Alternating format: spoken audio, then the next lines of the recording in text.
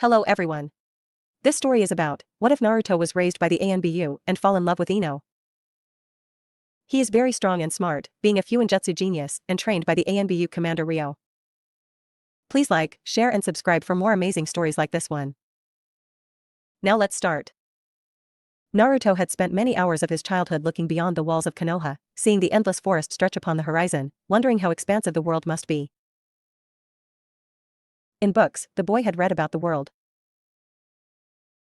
He knew of the frozen tundra of Tetsu no Kuni, the floating mountain ranges of Kaminari no Kuni, and the eternal desert of Kaze no Kuni, but he wondered if they were really so. It had all seemed so foreign and unreachable in Naruto's imagination, but now, traveling beyond the village walls, he felt himself making progress. We are heading southwest to Kawa no Kuni first, started Jiraiya, breaking Naruto from his thoughts. Tsunade rarely ventures far from High no Kuni and likes to stay in warmer climates, so we'll start from the southwest then go east. Passing through the southern part of High no Kuni and its surrounding borders until we reach the east. Tsunade should be somewhere in these parts. Naruto stood and tall nodded politely to the Sannin, understood, Jiraiya-sama. Jiraiya chuckled while shaking his head, Naruto, I'm your godfather, not your commander. The man patted Naruto's head and ruffled his hair, just call me Jiraiya Gigi, or just Gigi. This is an official mission, but we are mostly staying inside High no Kuni, so relax a bit and just enjoy the road. Naruto stared at the man, but nodded, as you say, JGG. The man grinned, there you go. This goes against my training, but I'll trust your judgment.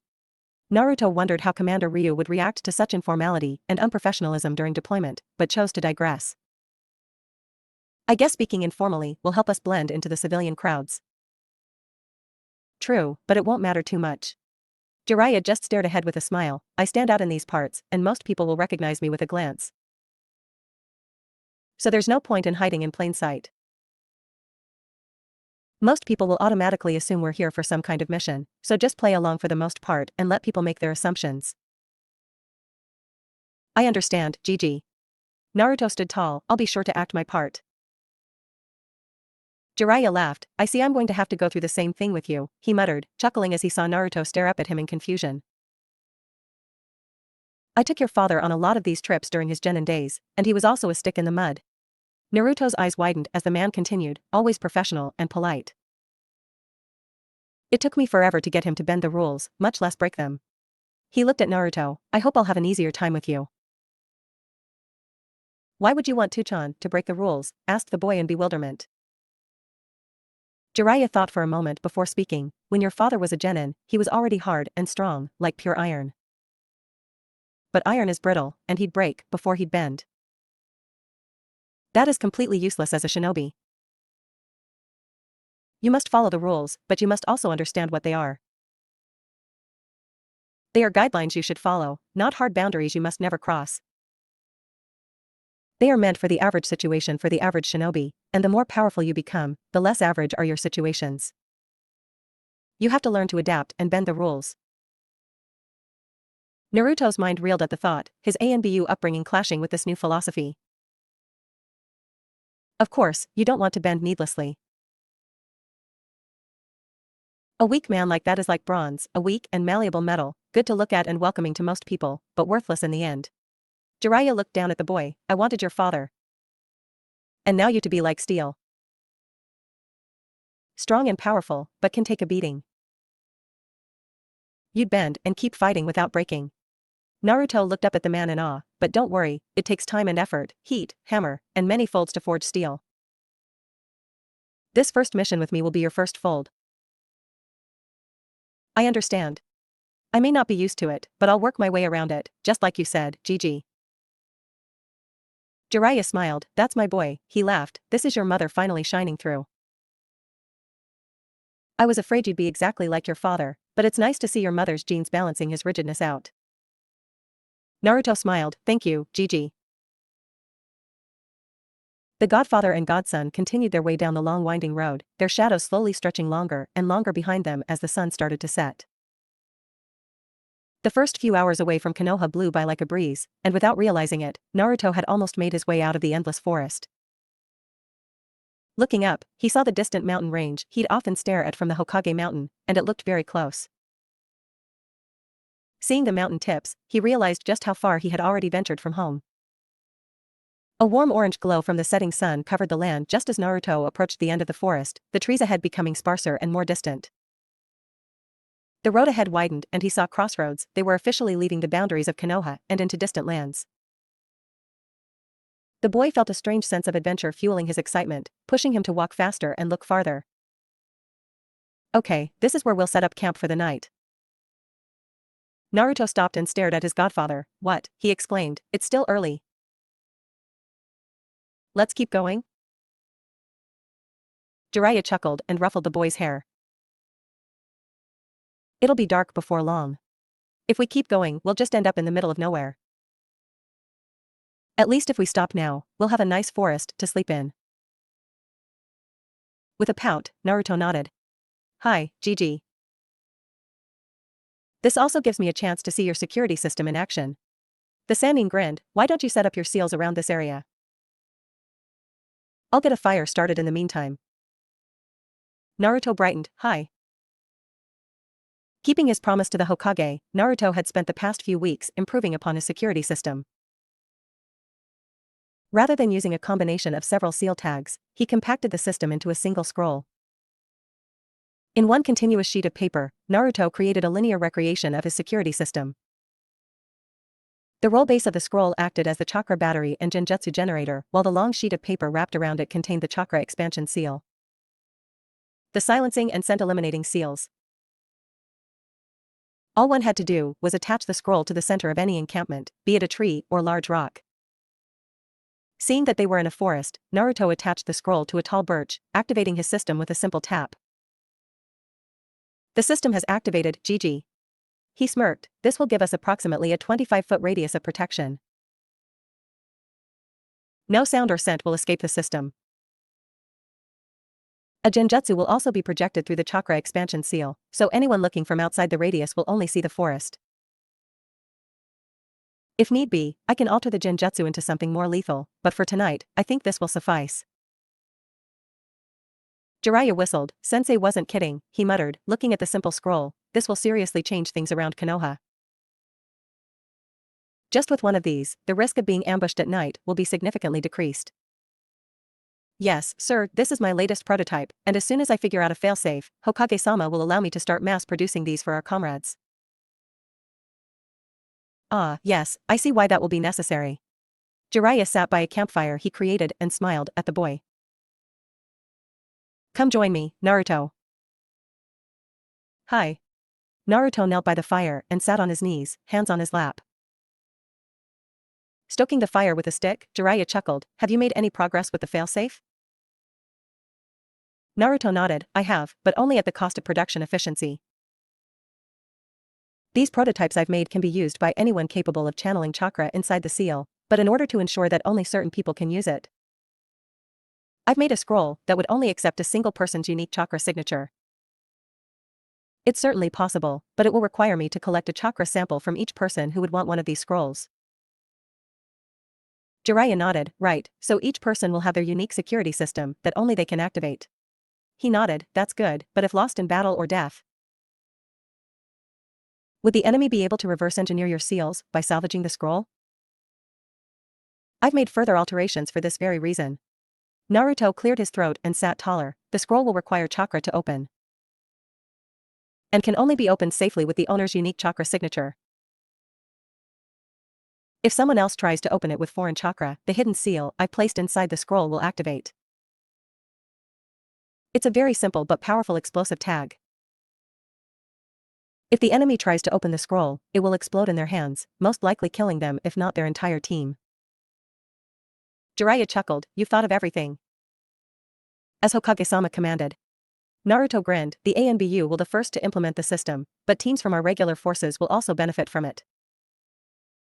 I haven't read through your entire report yet, but I can already see that your inventions will push our offensive and defensive capabilities to a new level. Jiraiya chuckled, patting the boy's head. Your parents would be very proud of you, Naruto. The boy smiled and stared into the fire. Thank you, Gigi.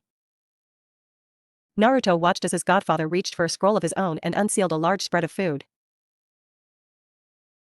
The boy had been expecting to eat food pills until they reached the first town, but he welcomed the large platter of rice balls, skewers of raw meat, twin coolers full of drinks, and most importantly, a large pile of instant ramen.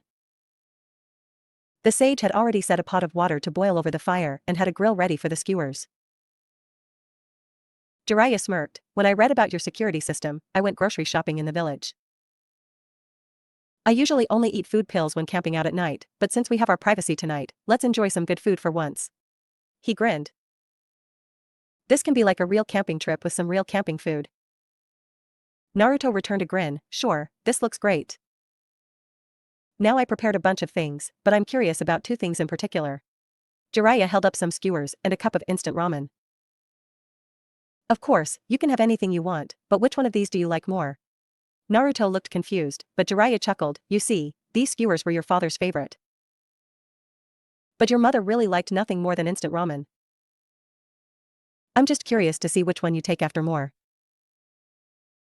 The boy laughed and pointed at the ramen. I guess I'm more like Ka-chan when it comes to food. I love ramen. Jiraiya laughed and ruffled his head again. Well, let's get you some ramen. The cold forest felt oddly warm and cozy for Naruto. Jiraiya was far more affectionate and loving than Naruto ever expected a man of his infamy to be, and he felt very comfortable and safe around his godfather. He was so wise, but also so cool.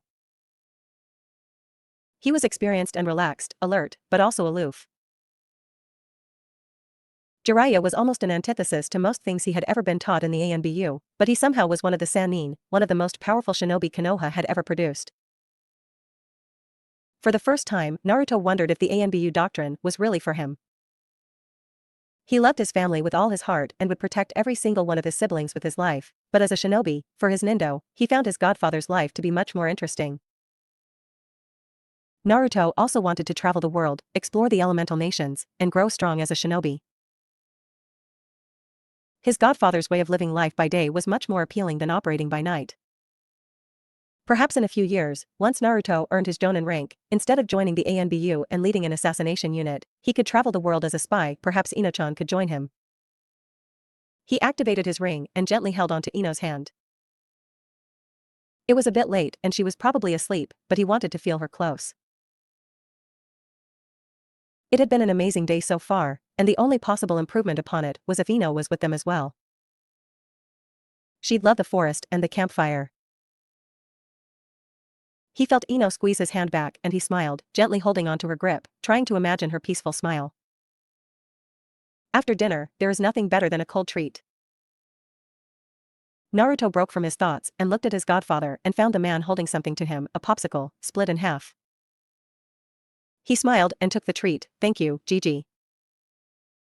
Jiraiya chuckled, both your mother and father love these. Naruto relished in the cold desert. I do, too. Good, the man said with a smile. After dessert, let's try to get some sleep. We have another day of walking tomorrow until we reach the nearest town. I can't wait. He bit into the popsicle, happily shivering as he squeezed into Ino's grip again, very much looking forward to the rest of his mission. I suppose it's not too surprising, said Shikaku as he downed another cup of sake, his face red as he leaned against the back of his chair. A lot of our colleagues made genin early. Kakashi graduated when he was only 5 years old. Hardly anyone in his generation actually graduated at 12 years old. If anything, Naruto is on the right track. We were at war back then, muttered Inoichi, rubbing his temples as the sake was starting to rush his head. We had no choice. And a lot of people in that generation had to receive mental treatment after the war. I treated a lot of them myself. After sundown, the Ino Shikacho reunited once again in the Yamanaka estates. The sake was passed around and cups were shared, and the subject never strayed far away from the Yondaime Hokage's legacy. But he's not going off to war, exclaimed Shuza, shoveling a large bowl of rice into his full mouth. He's basically out sightseeing right now. With Jiraiya-sama protecting him, we don't have to worry. No idiot is going to mess with one of the Sannin for no reason. He burped after he swallowed, plus, if Hokage-sama gave Naruto this mission, it means the boy is ready for it.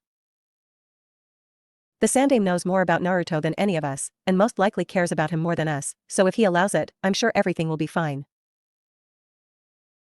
Emiko rested against her husband's arm as she sipped on her own cup. You're right, but it doesn't make me worry any less. Naruto-chan is still so young. Imagine if this was any of our children going on their first mission. She downed her drink. If anything, he should be going to the academy and playing in the park, not trekking through the world. Shikaku groaned as he filled another drink for himself. This will be good for the boy. Making him stay a civilian will just be wasting his potential. He downed his drink. No, we're not at war right now, but when has war ever been far away? He looked at his friends, his family. If anything, we've been lucky these last few years. We had all the advantages at the end of the last war, but since then, we've lost Orochimaru and basically lost Tsunade-sama. We lost the Kyuubi as a last resort, and we lost Minato, the one person who scared the shit out of everyone else. Honestly, I expected Iwa and Kumo to attack us as soon as he died. Chiza nodded. Our children will see war in their lives. I just pray that we will still be strong enough to protect them when that time comes. Inoichi groaned as his wife reeled in horror. Great, I ask you guys to come over for some help and you make everything worse. He pulled Emiko close and kissed her temple. We are just speaking hypothetically, honey. Either way, interrupted Shikaku, it's not a bad idea to make sure the next generation is ready for the future. We grew up in war and we had to grow up fast, but kids these days are growing up in peacetimes. Shikamaru is barely willing to go to class on time. I expect him to lead the Nara clan in the future, and he's even lazier than me. Chiza grunted. Choji has potential, but he won't hurt a fly. I don't want to break his kindness, but sooner or later, he's going to have to grow up. He finished his food. Sure, Naruto is young. But he also has the most potential out of everyone in his generation. If he's anything like his parents, we're going to have to let him develop.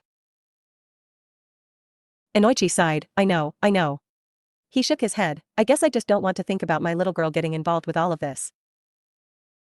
She's not ready to be a kunoichi, not at all. She'll need her time. I will make sure she's ready when the time comes, but I'm going to make sure she has much time as possible to be a child. We fought so hard in the last war, so our children can enjoy their lives. Emiko rested against her husband. Thank you, honey. We all want that for our children, Emiko. Shikaku sighed as he put down his cup. Shikamaru, Choji, and Ino have that luxury, but Naruto doesn't. He is burdened by his father's name, by his talent, by his future responsibility. He looked at his silent friends. It's obvious that Hokage-sama is grooming Naruto as a potential successor. Emiko's eyes widened. The Sandaime is not getting any younger and possible successors are far and few in between. Jiraiya-sama has already declined it once. Tsunade-sama is gone. Danzo certainly has his eyes on the seat, but he's getting old, too. There was Uchiha Itachi, but we know how that turned out. Naruto is young, but in a few more years, he may become the most obvious choice as Hokage. Emiko frowned. This is far too much pressure to put on one boy. Shikaku chuckled. I'm sure he doesn't even know. Either way, mumbled Inoichi, it's far too early to worry about it now. Let's give it a few years. He just became a genin. He pulled his wife close, holding her around the waist. It's not like he'll be going on A-ranks missions anytime soon. It's ahead of schedule, but he's a smart and capable boy. I'm sure he'll be able to handle it. Tuchan. Ino's voice nearly jolted the adults from their seats. Inoichi and Emiko immediately sat up, trying to appear as sober as possible in front of their daughter. As the girl ran into the room, they all saw her eyes were still a little swollen from all her crying, but she actually had a bright smile on her face. She ran to her father and jumped onto his lap, happily showing him her hand. Princess, muttered Inoichi softly, holding his little girl, you're supposed to be asleep. The adults are talking right now. Emiko held onto her daughter's hand. Can you not sleep? What's the matter? Ino smiled at her parents. Naruto-kun is fine. What do you mean? Asked Inoichi. Ino happily showed her father her new ring, grinning. He just grabbed my hand, so that means he's fine. Irika-sensei mentioned that the first 8 hours of the mission are the most dangerous. It's already been longer than that, so Naruto-kuen's already passed the most dangerous part. Shikaku chuckled and whispered, where do they even get these numbers? Chiza smiled, probably basic B-ranked missions. That's great, honey, said Inoichi, making sure to speak louder than his teammates. I told you Naruto will be fine. It is dangerous out there, but it's nothing he can't handle. Ino clutched her hand with a smile, yep, Naruto-kun is the best. Emiko smiled at her daughter, so sweet. Ino-chan, started Shikaku to his surrogate niece, how exactly did Naruto contact you? What did you mean by grabbing your hand? Ino jumped from her father's lap and ran over to her uncle, happily showing him her hand. This ring, she exclaimed, Naruto-kun gave me this ring for my birthday. She clutched her hand close as if holding something. It's a very special ring. Naruto-kun has one himself, too. It's a pair. The Nara chuckled, already exchanging rings. Emiko and Inoichi chuckled, shaking their heads, it's just a nice present, I'm sure. Ino was bouncing on her feet, Naruto-kun engraved a seal on this ring and it's supposed to do something with his chakra that he sealed inside the ring. The adults looked curious and leaned closer to see. I'm not really sure what it does, but basically, whenever I channel chakra into the ring, it activates. Ino grinned as she activated the ring, a soft glow enveloping her hand. Whatever I do while the ring is activated will happen to Naruto-kun's ring at the same time. She squeezed her hand, so when I do this, I'm holding onto his hand. Wait a minute, muttered Inoichi as the others leaned even closer, do you mean? Yeah, it's for holding hands. Ino smiled with a soft blush, look. I'm going to squeeze his hand now. She bit her lower lip and squeezed her hand, holding it for a few seconds before letting go. Okay, now look at this. She held her hand out for her family to see. They watched in awe as her hand squished a little as if someone was holding it. See? Naruto did that? Asked Inoichi. He somehow squeezed her hand remotely? Ino nodded, yeah. He made some seals and engraved them on the pair of rings. When we each wear them, we can hold hands whenever we want. Ino happily hugged her hand, a red flush adorning her cheeks. He's so sweet. He activated his ring and squeezed my hand to tell me that he was okay. She held her hand close, holding onto his hand from far away. Isn't he just amazing? Emiko smiled, ah, that is so cute. He made that for you? He's a real romantic already. Ino blushed and nodded silently. Shikaku chuckled and downed another drink, shaking his head in disbelief. Does that mean what I think it means? Asked Chiza, eyes widened. Probably, answered Shikaku as his friends all looked at him. The kid somehow figured out a way to resonate chakra from very far away. But, muttered Inoichi, that means he's close to discovering a way to long-range communication. If he could manipulate hand motions like that, he could easily speak to us in code. If it really is long-ranged like that, we could use these seals on any mission and be able to instantly communicate with the village. Emiko looked at her husband, did Naruto-chan really create something so useful? Yes, the Yamanaka cried, imagine if we had this in the last war. It'd be beyond useful. He turned to his teammates, we must tell Hokage-sama about this. Ino looked up at her father in wonder. This could revolutionize the village as we know it. Shikaku sighed, I'm sure he already knows. We have to make sure. Inoichi replied. I don't know what you're talking about, started Ino, drawing the adults' attention. But if you're talking about communicating, wouldn't Naruto-kun's scroll work better? What scroll, dear? Asked Emiko. Ino tapped on the storage seal on her arm, unsealing her purple scroll. Naruto gave this to me for my birthday as well.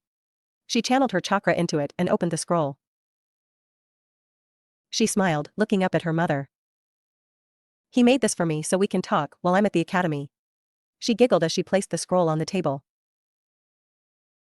This one is really simple, you write with your finger like this, she said as she squiggled on the paper with her finger, leaving behind ink like writing, spelling out a good night for Naruto.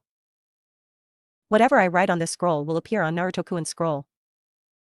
Chizu's jaw dropped, oh really? Impossible, muttered Inoichi as they all stared down at the scroll. Shikaku laughed and downed another drink, this kid is full of surprises.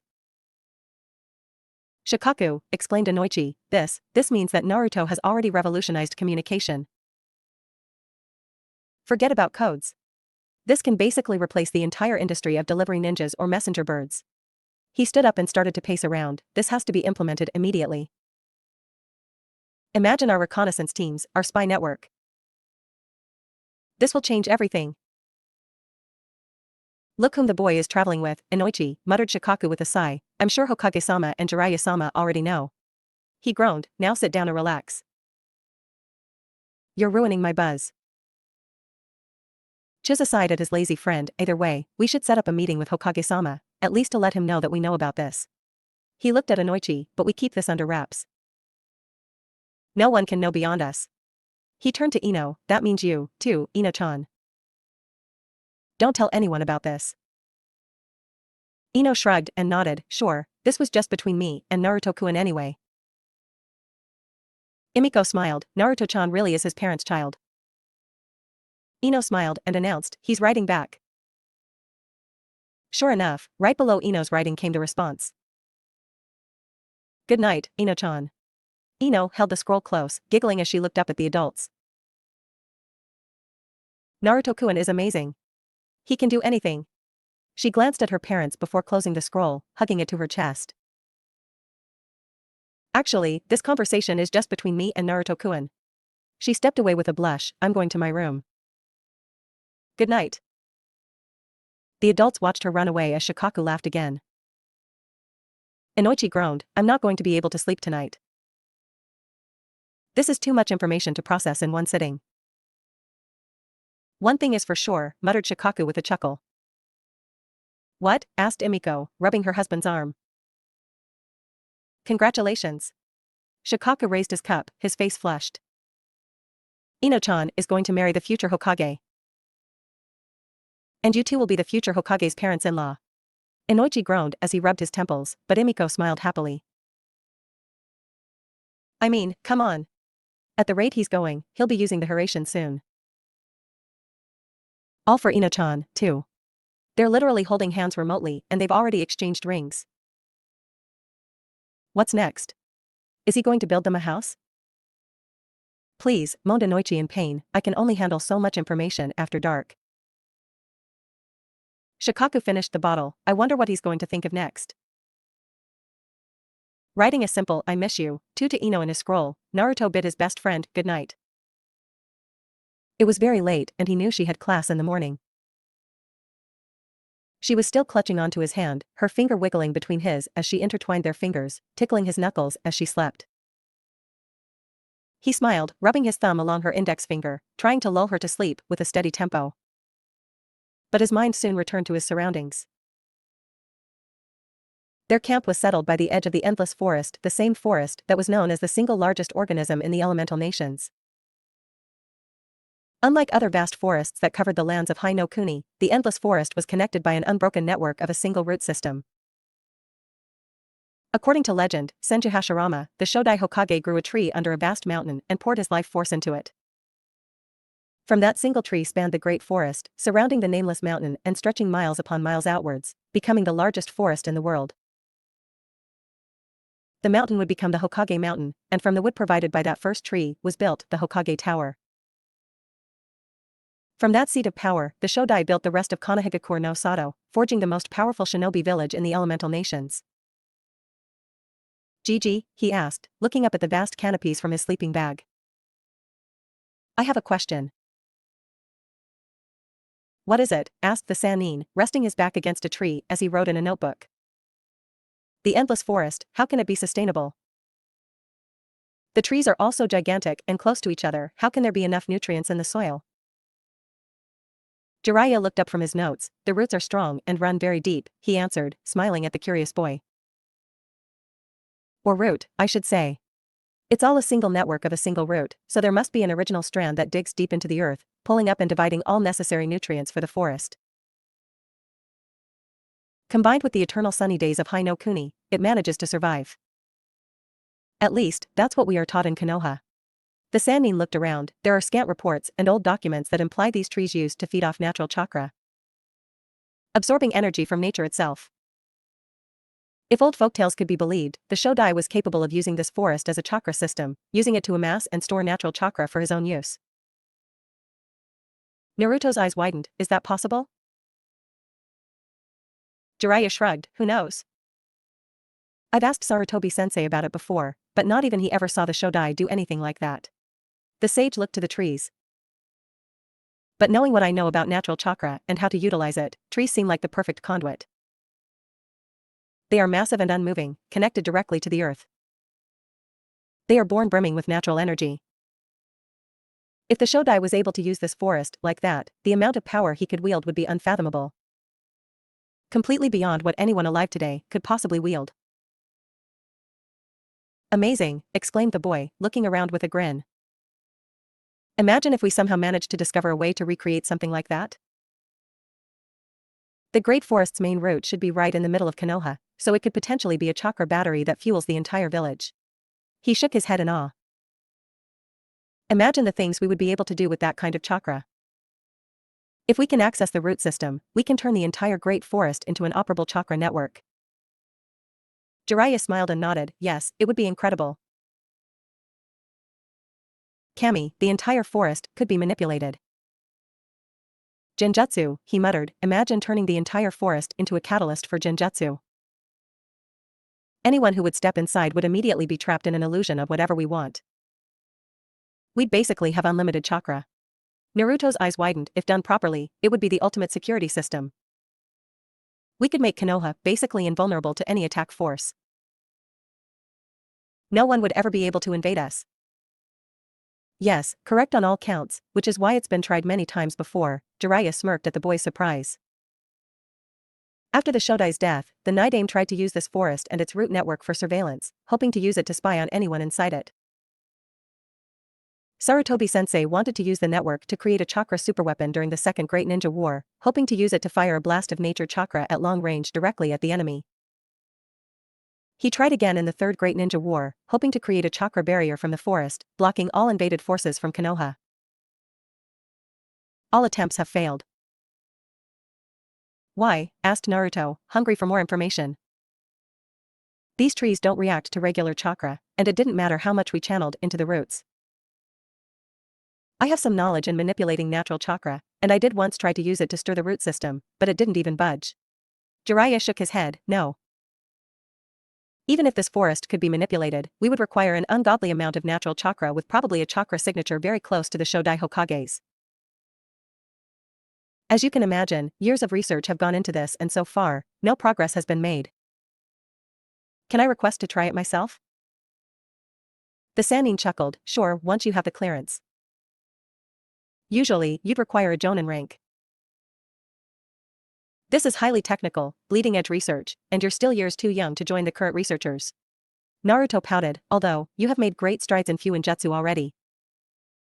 More so than any of these researchers have done, so who knows? You can ask Sarutobi-sensei when we return to the village. Naruto grinned. Hi. I will. But now, it's your bedtime. The boy pouted again. It's getting late and I want to leave before sunrise. If we make good time, we'll make it to a town by the end of tomorrow. The boy sighed. Fine, he muttered, snuggling into his sleeping bag. And if you listen well, I'm going to be teaching you a new jutsu while we walk. Naruto's eyes widened as his head darted to look at his godfather. But only if you listen well. What kind of jutsu?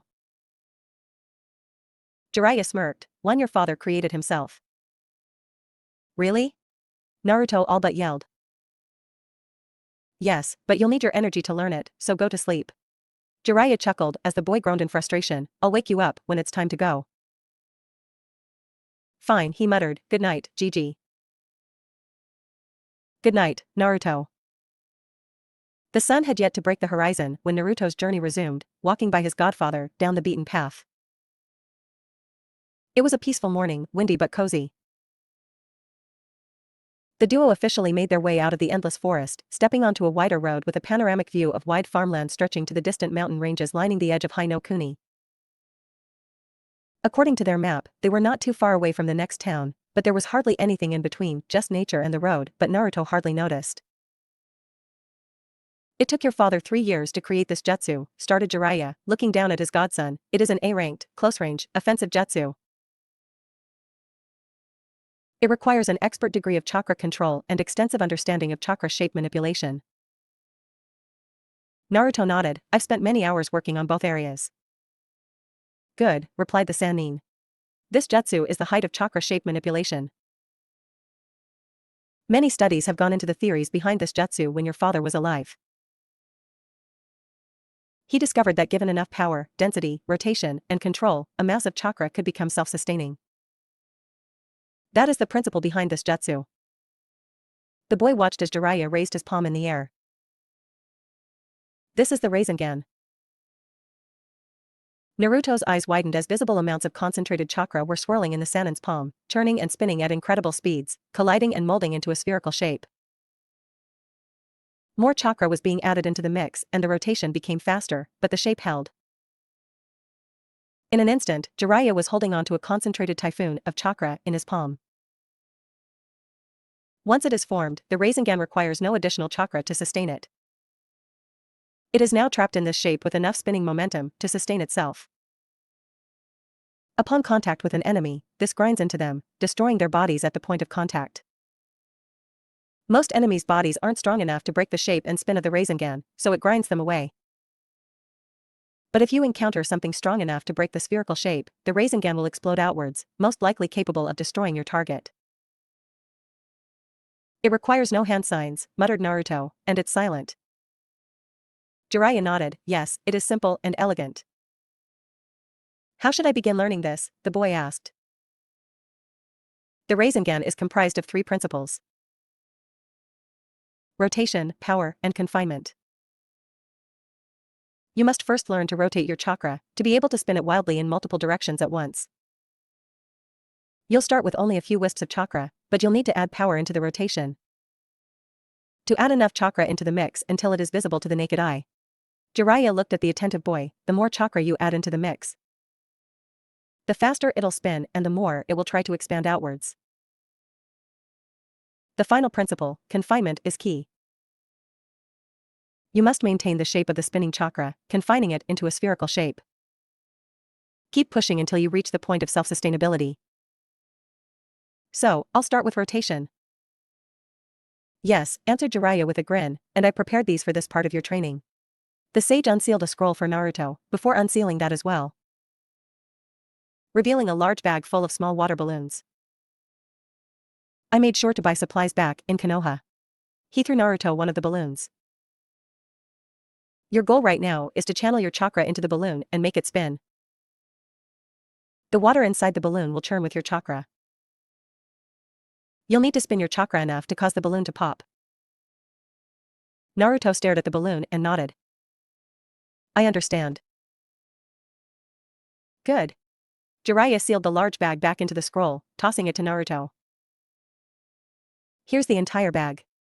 Keep practicing until you pop every balloon in that bag. It needs to become second nature to you. Hi, Gigi. Sarutobi Hiruzen felt trapped by his chair, his desk, his robes, his hat, and his damned title.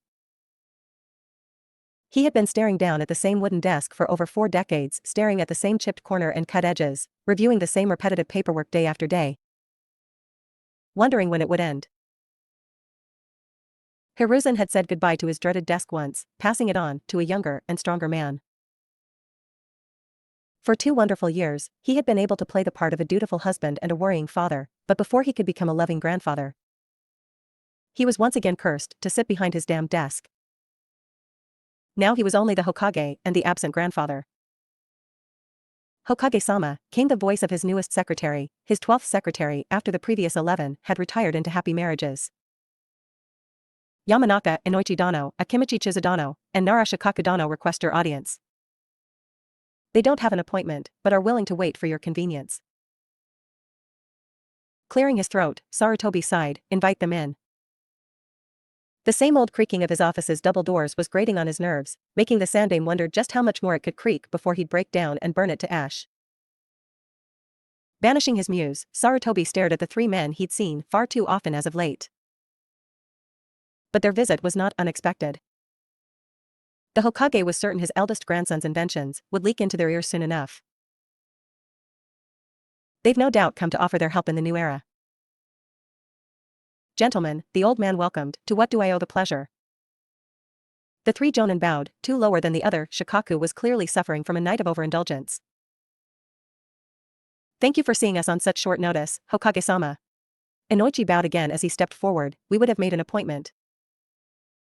But such urgent matters should be discussed as soon as possible. What kind of urgent matters? We've become aware of some recent developments between my daughter and Naruto. Sarutobi resisted a chuckle, wondering if this could be a marriage proposal rather than a fuinjutsu discussion. They've become quite close, and it seems that Naruto had made some gifts for my daughter.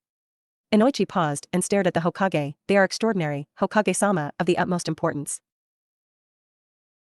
We knew right away that we must report to you about Naruto's new creations. Chiza nodded along. These could change the world, Hokage-sama. No, they will change the world. Hokage stared at the two men before glancing at the third, who barely looked alive. As usual, typical of Shikaku, he was just being dragged along. The Jonin commander clearly already had his assumptions, and as per usual, he was correct. Yes, I'm quite aware. Shikaku groaned, I told you so. The Sandame chuckled at the two surprised men. I closely monitor Naruto's training, and I am usually the first person he comes to see upon creating something interesting. He reached into his desk and pulled out a bunch of scrolls. Fuinjutsu is not without its risks, and as talented as the boy is, I do not want him to hurt himself. Luckily for all of us, he works within reason, and even with all the safety restrictions I've imposed upon his creativity, he's made quite the impressive collection of seals. So, you've seen his communication scrolls? Asked Inoichi. Indeed, I have. Sarutobi smiled. As you can imagine, I was quite shocked when he showed me. The last thing I expected to happen on that day was for an 8-year-old boy to revolutionize everything we knew about chakra resonation and for him to provide us with the most advanced and advantageous communication system ever developed in the elemental nations. Inoichi and Chiza nodded, stepping closer. I was very proud of him, the old man added. I thought Naruto was starting to put the village's security and future as his top priority. He had obviously put a lot of thought into his creations. I almost promoted him right then and there. Sarutobi chuckled as he shook his head, looking to Inoichi, but it turns out all he wanted to do was to chat with Ino-chan when she's at the academy. Inoichi's eyes widened. That was the reason behind it? I thought Ino's scroll was a prototype after it was approved by you for military use. The Hokage laughed along with Shikaku's smirk. The boy didn't even realize what he had done. The pair of scrolls he made for Ino-chan and himself was the original creation. He spent days working on them and had only finished so quickly because he wanted to give them to her as her birthday present. Inoichi's jaw slackened as his teammates chuckled. Imagine my shock. Just to impress a girl, Naruto created something that basically handed us victory in the next war. He is Minato's kid, all right, added Chiza. Shikaku smiled, the kid has his priorities straight. I never even imagined, muttered Inoichi as his mind reeled. The Hokage chuckled, this is not the first time this has happened, you know. The three men stared at him. Do you know about their treehouse? They shook their heads, making the old man chuckle again. Apparently, Ino-chan picked out a tree in the park and called it hers in Naruto's secret fort. That very night, Naruto somehow managed to construct a treehouse in that tree and created the most advanced security system Konoha has ever seen. Shikaku laughed, I just made a joke about that. He actually built them a house? Inoichi shakily asked, what? Yes, this treehouse is probably the most secured place in Konoha at this moment. The Hokage smirked, it has a protective radius around it, and from within, it is completely soundproof. No scent could escape it, and anyone looking at it will only see a genjutsu recreation of what the tree originally looked like. And this is only the most basic setting of his system. If he wanted to, he could alter it, and anyone who would see, hear, or smell anything from the tree would fall under any genjutsu from D to A ranked. Hiruzen laughed at the three stunned jonin. Yes. Your daughter's treehouse can incapacitate over 95% of the shinobi in the village, and all this can be done without either one of them being inside it. Inoichi stammered, how is this possible? The boy is a genius in love, replied the Hokage, simply, he'd do pretty much anything to make your daughter happy. I'm just happy wondering what else he's going to come up with next. Shikaku laughed, me, too, Hokage-sama. I in love? Let me know the next time Ino-chan catches the flu, asked the Hokage. I want to see if Naruto could invent a medical seal that would somehow destroy viruses. Or better yet, the next time she falls and scraps her knee. Shikaku looked lively, his headache seemingly gone. A portable healing seal sounds very useful. Imagine just slapping on a tag over a wound and it would heal it. The Jonin commander grinned, if you tell Ino-chan to add in a few tears or sobs. I'm sure we'd have something like it in less than a week. Chisa gave a hearty laugh, if we're doing this, we should have Ino tell Naruto she's hungry all the time. The Akimichi clan really needs some new kinds of food pills. A fuinjutsu equivalent sounds very interesting. Oh, you could ground Ino-chan. Shikaku grinned, tell her she can't leave the clan estates. Naruto would probably recreate the Hiraishin just to sneak her out. Wait. Inoichi cried, trying to ignore the laughter. What do you mean in love? Shikaku rolled his eyes as Sarutobi reached for his pipe. Come now, Inoichi. You've seen the way those two look at each other. They're too young to fully understand their feelings, but we're obviously seeing a future couple in development. It's just a childhood crush. The Yamanaka panicked, my baby girl is far too young to be in love with a boy. No. No. Absolutely not. I thought you liked Naruto? Asked Chisa. I adore Naruto. Inoichi exclaimed, he's polite, courteous, and cute, and he's also too young to be in love. He turned to his friends, don't misunderstand. Naruto is great. My wife was begging me to try to adopt him into the family. But they are both way too young to be thinking about love. Shikaku gave a low chuckle, good thing you didn't adopt him. That's the cruelest thing you could possibly do to Ino-chan. It's fine, added the Hokage, I wouldn't have allowed it anyway. Inoichi groaned in frustration, they are not in love. Sure, not in love. Shikaku nodded, they're just heavily concerned with each other. You know, they just chat with their scroll during class, hang out after class, and probably chat well into the night when they go home. They have their own house, they eat together, and drink together. They even exchanged rings. Not even normal rings, but rings they can use to hold hands remotely. Chisa and the Hokage laughed along. They already do more together than most actually married people. I was actually going to offer the Yamanaka clan an arranged marriage proposal. The Hokage's declaration nearly knocked Inoichi to his knees. I was going to bring it up during Ino-chan's birthday party, but figured I should wait a while longer. But seeing the way things are progressing naturally, an arranged marriage just seems redundant. That's a good idea. Shikaku laughed, shaking Inoichi's shoulder. The Yamanaka clan heiress marrying the son of the Yondaime Hokage and the future Uzumaki clan head. There couldn't be a better match. Chisa shook Inoichi's other shoulder, you don't want to waste your time with these things. If you keep stalling, Hayashi might come in and steal Naruto away as a son-in-law. I think his daughter is also the same age as Naruto.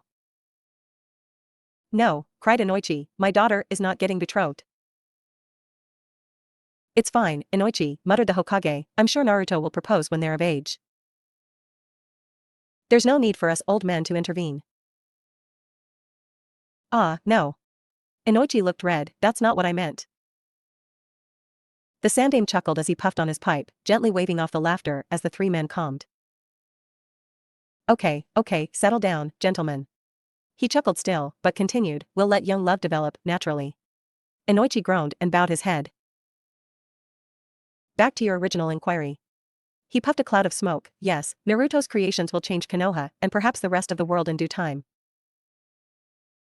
We are working on implementing his new seals into our shinobi forces, starting with the ANBU. Commander Ryu is already working on a prototype with Naruto, and they are making very promising progress. Chiza smiled softly. Things are going to change around here. Should we be wary of problems within the village? Shikaku stared at the Hokage. This cannot be hidden for long, and I am certain Danzo and your old teammates will push their own agenda on this. Naruto is an active shinobi now, the Hokage said. He is under my direct command. He is not in the ANBU, he is in the light. When he is in the village, I will assign one of my most elite ANBU teams to guard him at all times. When he's outside of the village, it will only be under the supervision of Jiraiya. I will not allow any sort of leeway for any untoward characters to approach him. He looked to the three men, and I assume I will have all your support on this as well. Shikaku nodded, obviously. You have the Akimichi clan's full support, Hokage-sama. Chiza smiled, placing his hand over his chest. We'll do our utmost to keep Naruto safe. Inoichi sighed, of course, the Yamanaka clan will support you, Hokage-sama. Naruto is the son of two of my best friends, and I would sooner die than allow Danzo to influence him.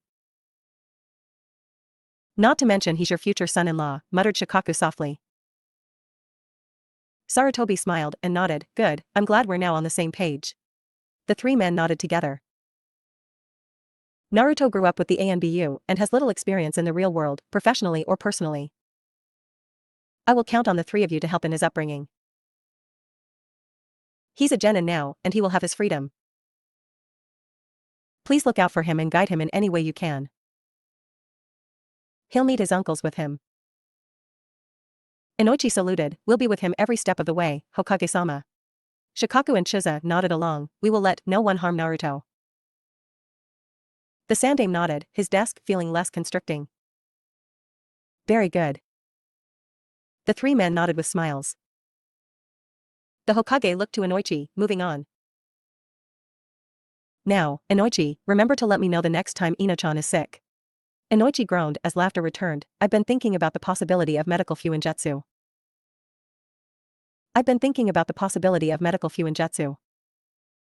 Jiraiya looked down at his godson, raising a brow.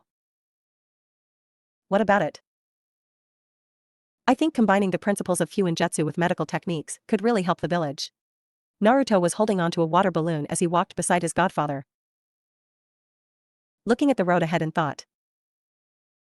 The biggest problem about medical ninjutsu is its difficulty. Hardly anyone in the village could even practice it, much less excel in it. There just aren't enough medical ninja in Konoha in general, so we have to figure out a way around it. What have you figured? Asked Jiraiya with a smile. The Shosen Jutsu can easily be recreated with fuinjutsu.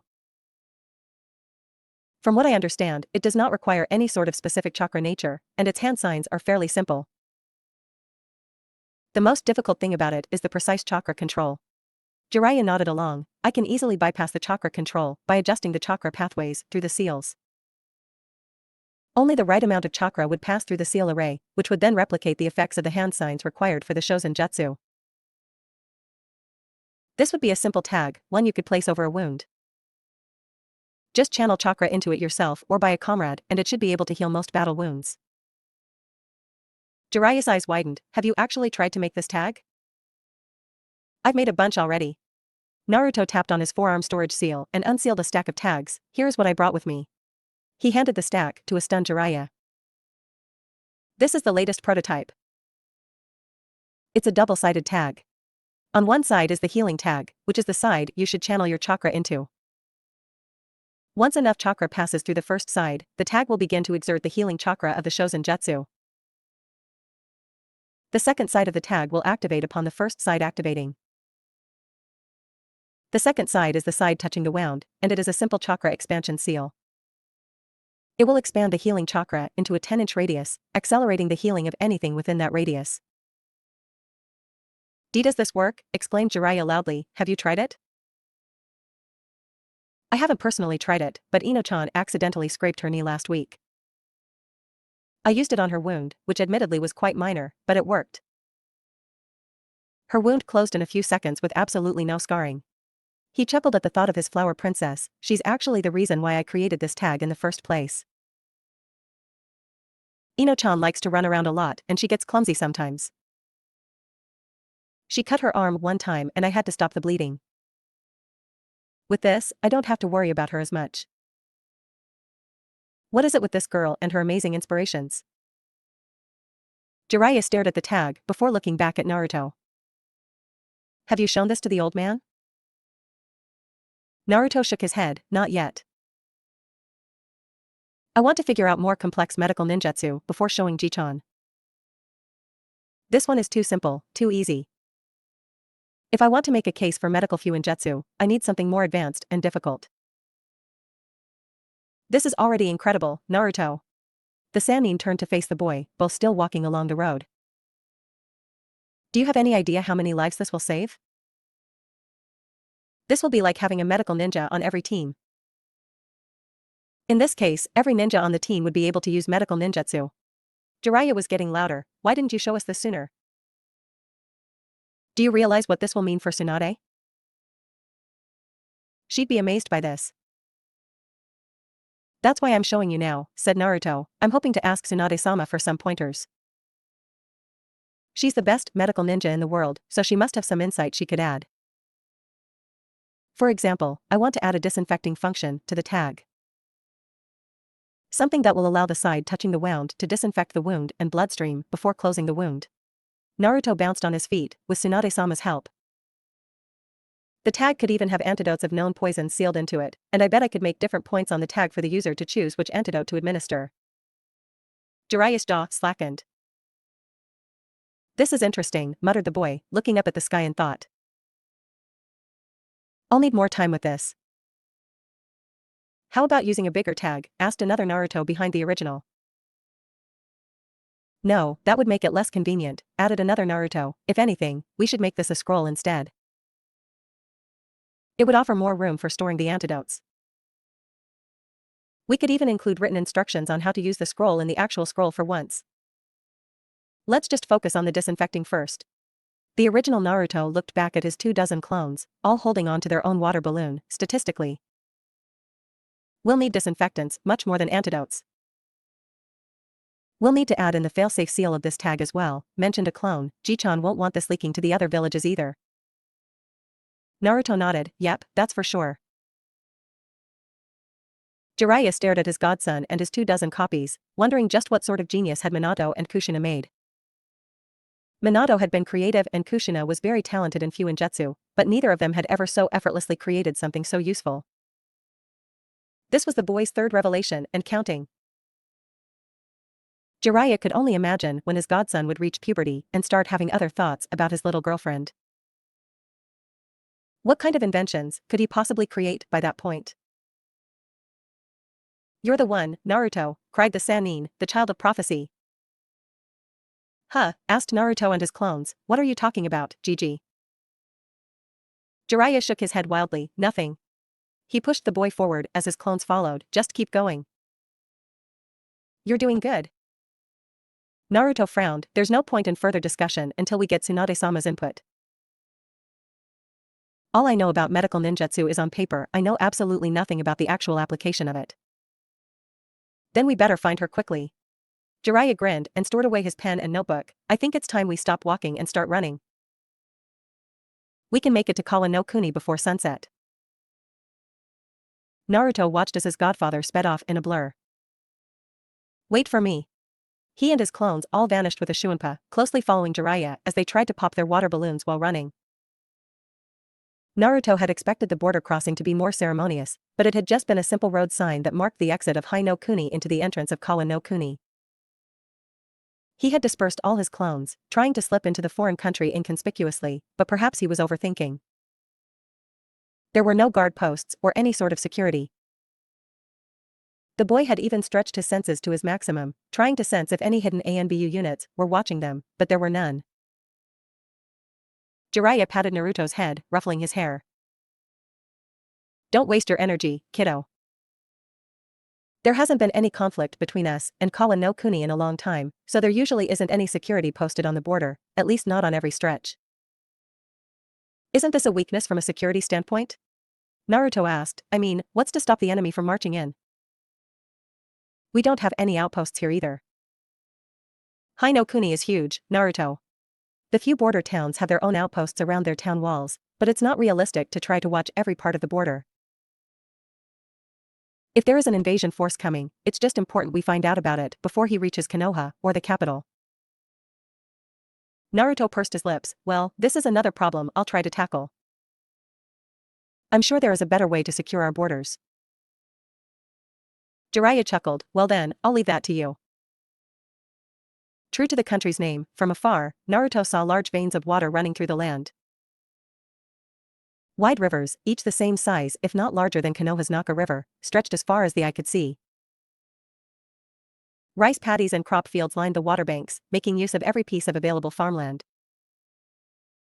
If they weren't in such a rush, Naruto would have liked to observe more closely, but as his godfather dashed away, he had to follow, zipping through the peaceful land one flash step at a time. They passed the occasional teahouse and travel inns, even one restaurant with a huge sign promoting their curry of life, but Jiraiya never even glanced at them. His godfather seemed to know exactly where they were going, and Naruto was curious to find out their destination.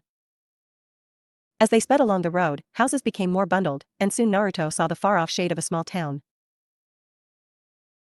It was nowhere near the size of Konoha, but it felt like they had re-entered civilization again. The dirt road turned into a stone-paved path, leading into a vibrant and bustling market, flooded with people. Jiraiya stopped on the roof of one of the taller buildings, and Naruto dropped next to him, both staring down at the festivities. Wow, what's going on here? Naruto smiled as his head darted around. Some kind of festival? Let's ask around and find out. Jiraiya grinned and jumped to the ground, Naruto quickly following after him. They seamlessly blended into the crowded streets, and no one thought them out of place. The boy watched as his godfather briskly approached a market stall, apparently one selling lanterns, and gave the peddler an easy smile. Good afternoon, the Sannin greeted joyously. This is quite the occasion here. What's going on? The middle-aged woman smiled back. We're celebrating. We've finally been liberated from the terrible Kurisuke family. People around who heard her loud declaration cheered. We're finally free. We have our gold mine back and we can finally go back to our old lives. The Kurisuke family? Asked Jiraiya as Naruto listened closely. You mean the crime family of Kurisuke Raiga? The boy's eyes widened at the name. Remembering it from the ANBU bingo book, one of the 7 swordsmen of the mist. I did hear about him causing some problem here. Oh, it was terrible, the lady said, shaking her head. We asked so many people for help, but no one wanted to cross that horrible family. She then smiled brightly. That is until our hero came to our rescue. The Kurisuke family was driven out in less than a day. That monster Raiga thought he was strong, but he got destroyed and thrown down a cliff. Naruto's eyes widened. Really?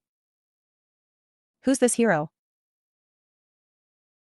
Before the lady could answer, Jiraiya patted his head. Actually, Naruto, he began, I need you to do something for me. Jiraiya tossed Naruto a coin purse. It looks like this festival will go on for a while, so we're going to have to secure a hotel room. Go find a nice hotel and get us a big room. Naruto tilted his head in confusion. We need to reserve a nice place before all the rooms are taken. Naruto nodded. Okay, I'll go right now. Hurry. Jiraiya said with a grin, and feel free to have some fun, explore the festival. I'll come to find you once I'm done. The boy shrugged. Sure. See you in a bit, Gigi. Tracking down a hotel was relatively easy, even a particularly luxurious-looking one. He couldn't sense any high chakra levels around, so he easily slipped into the shadows and surveyed the area from the tall roofs. There were plenty of hotels to choose from, perhaps this was a tourist town and he chose the tallest one. Naruto wondered if most people at the festival were locals, because he had no trouble booking one of the better rooms. Pocketing his room key, Naruto sealed Jiraiya's coin purse away. Even with the large room he still had a lot of money left. Looking around, he wandered the festival, glancing into the various stalls and peeking at the roasting meats. He had heard of the fire festival in Konoha but had never been to it before. Ino-chan had promised to take him to the next one, so he was a little disappointed to be here without her. Sighing, Naruto continued to wander around until he saw his favorite words ramen shop. With glee, the boy sped into the small stall, jumping onto the high stool, with a grin. It smelled delightful. Perhaps not as heavenly as a taraku back home, but it was still ramen. He smiled at the welcoming middle-aged lady chef. "One large miso ramen, please." "Coming right up." It was then Naruto noticed that he was not alone in the small ramen stand. There was one more person by the opposite end of the long bar table. It was a young lady. By the looks of it, he couldn't be sure because she looked like she was asleep with her head resting on her arms. She had a very pretty shade of blonde hair, one very close to Ino-chan's, tied into twin ponytails. Naruto caught himself staring and looked away, patiently waiting for his ramen. But then he heard her groan. He turned to see her shuffle in her sleep, but then groaned again, perhaps in pain. She woke up, lifting her head from the table, and Naruto saw her fully for the first time. She was very beautiful, almost ethereal. She couldn't have been older than her late teens, perhaps early 20s. But what drew his attention was her bloodied and bruised knuckles. She sat up fully, and he felt a strong blush reach his cheeks. She had perhaps the single biggest pair of breasts the young boy had ever seen. He quickly looked away, shaking away his thoughts, but he couldn't stop the lingering thought of perhaps Ino growing up with a similar chest. The thought nearly destroyed his young mind, and his face burned. But the lady's loud and painful groan saved him from his thoughts. Looking back at her, he saw she was downing a cup of sake, and seeing her flushed face, he wondered just how many cups she had downed. Excuse me, Nei-chan." Naruto approached the lady the same way he would approach one of his angry sisters, with his head down while glancing up shyly. "Are you okay?" he asked, sliding one stool closer to her. She didn't look at him and just groaned. "My head is killing me," she muttered, rubbing his temples. "Do you need any help?" he asked, slowly approaching the stool next to hers. "I can help you if you want." "I'm fine," she replied, "just give me a few minutes and I can heal myself." "It's okay," he said with a grin, "I can fix this in a jiffy." Naruto rested on his knees on the stool next to the lady, reaching her height. Unsealing one of his healing tags, Naruto placed it on her bruised knuckles, not reacting to her flinch. "This won't hurt at all," he said with a smile, "I promise." He channeled his chakra into the seal, smiling as he watched green chakra emanate from the seal. He placed another healing tag on his palm, sending his chakra through it. It also glowed with green chakra, but this time he held it in his hand. "This should help with your headache as well, Nei-chan." He looked up and found the lady looking at him, her eyes widened, unmoving. He waved his hand in front of her face, but she didn't react. Perhaps she was becoming delirious? Naruto couldn't tell, again wishing they could find Tsunade-sama soon so he could learn more about healing. He gently hovered his palm over her head, the green chakra slowly soothing her pain. "And Nawaki?" He heard her whisper, "Pardon me?" She blinked and rubbed her eyes. "And Minato?" He couldn't understand her slurred words, but smiled gently at her. "My name is Naruto, Nei-chan." "Don't worry, your head should feel better soon." This was all for now. Thank you for watching. I hope you liked it and that you will be back for more. Please like, share and subscribe. See ya.